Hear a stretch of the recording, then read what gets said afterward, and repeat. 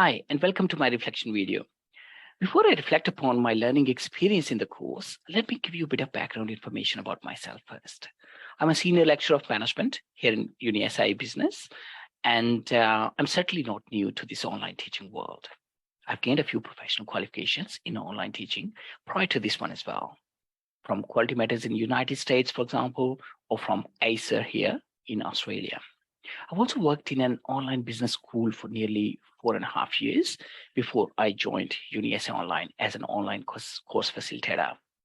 This has certainly helped me develop a very good, or let's say reasonably good understanding of the challenges that the students generally have to face while they're studying online, and some of the strategies that we can do as a teaching team member to address each of those challenges. I find that experience to be really helpful to me now when I've moved towards on-campus teaching, particularly when I'm dealing with external cohorts of students of, let's say, 150 students or something, or when I'm asked to coordinate a course for Hong Kong-based students by sitting here, particularly in this current COVID context. If I could summarize in one sentence, what is important for effective teaching and learning, I would say all three types of presences: teaching presence, social presence, and cognitive presence. Sometimes we pay too much of attention on the teaching presence without paying as much attention to the other types of presences. And that is where we perhaps have more room for improvement. Well, what other things I think are important for effective teaching? Well, obviously it starts with the knowledge. You have to be knowledgeable, and then you should have an ability to disseminate that knowledge effectively. That's even more important than having the knowledge itself. Developing good relationships, quick rapport with your students, and demonstrating a genuine willingness to help your students through your interactions with them.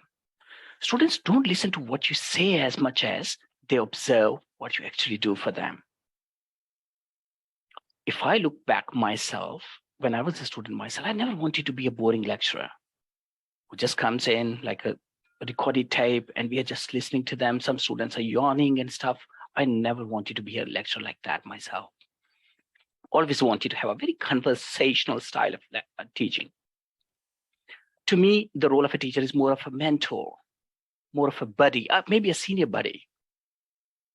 Or if I could take the example of soccer coach, whose role is to actually give the tips on the way, instill the spirit and the passion in the players. He's not the one scoring goals for the players.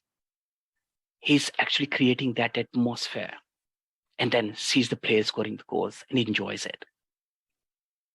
I really like the example of Gardner here as well that I would like to quote. I feel, and that's part of my teaching philosophy as well, that the role of Gardner is not to tell the flowers how to unfold their petals. The role of a gardener is to create a necessary atmosphere, such a pleasant environment where they can naturally blossom to their fullest possible extent. Although I've thoroughly enjoyed my learning in the course, but the thing that I particularly liked about the course was authenticity of the videos embedded in the course content. I could actually feel that there is a real person talking to me. It wasn't somebody reading from a script with the help of a teleprompter in a pre-recorded session or something. I could feel that energy, that vibe. It was such a engaging style of conversation.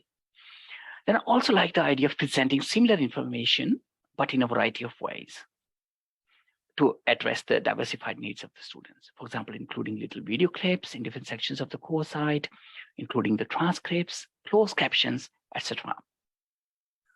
Then a strong student-teacher contact, I think, was the biggest strength of the course.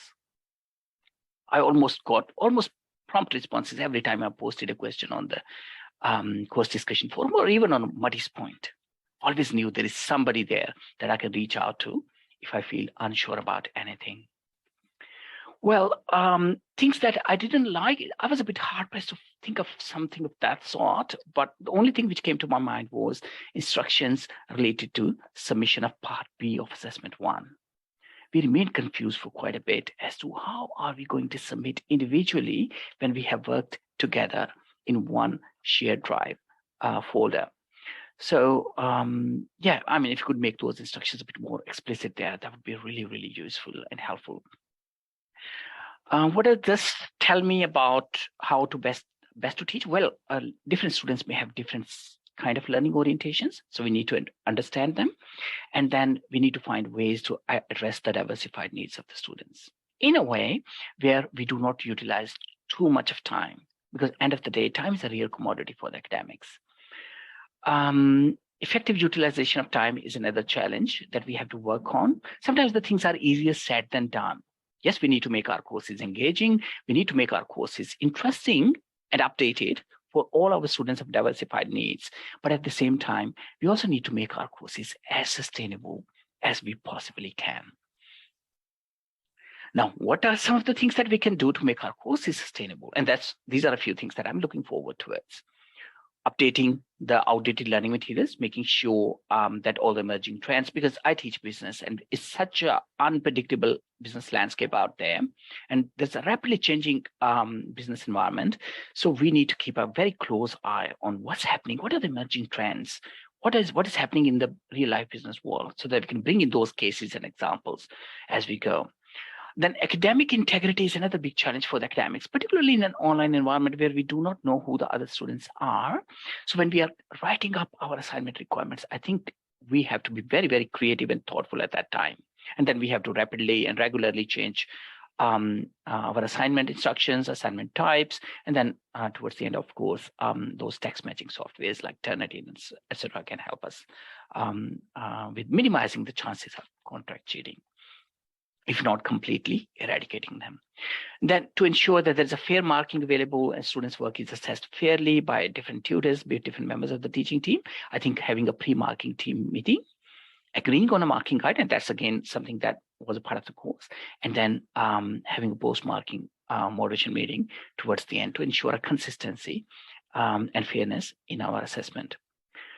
The things that I particularly liked about making the courses sustainable were not specifying the due dates when we are recording the videos, so that you don't have to record video every single time. You don't have to reinvent the wheel. Similarly, for example, if you're recording a welcome video, you don't have to mention the study period or something. So I really like that bit. And then the auto linking of Moodle activities was another big learning from the course. Or whenever I shift the course from a previous offering to a new one, I always had to rework on those links because those links are broken now. So I have to rework on those links every single time. I was not aware that there's an auto-linking feature within the Moodle that we can utilize for this purpose. Then this idea of muddiest point, I think that's the brilliant idea. The biggest find from this course was this muddiest point. Despite our encouragement for the students to use discussion forums, there are always students who actually prefer to contact you via email. They're a bit shy. Sometimes it's due to their language barriers or due to some other cultural reasons, but they prefer to contact you via email because they just don't feel comfortable putting their questions up there on the course discussion forum. So that is going to work as a fabulous solution to this problem. I wouldn't have to respond back to like 12 emails in a day answering the same question anymore. So that is something that I would definitely be embedding in my courses moving forward. What is it that I'm thinking to do? Obviously, initially when I enrolled into this course, I didn't know that it's going to be such a useful course for me. I thought there would be a few things that I would learn, but this had been a fabulous experience, and I'm really looking forward to other opportunities as well. For example, this professional certificate in university teaching, which is going to start somewhere around mid-August, I think. If I could get some time, I would definitely want to be a part of it. Otherwise, I would perhaps wait for some other opportunity a few months down the road. Thank you for watching my reflection video.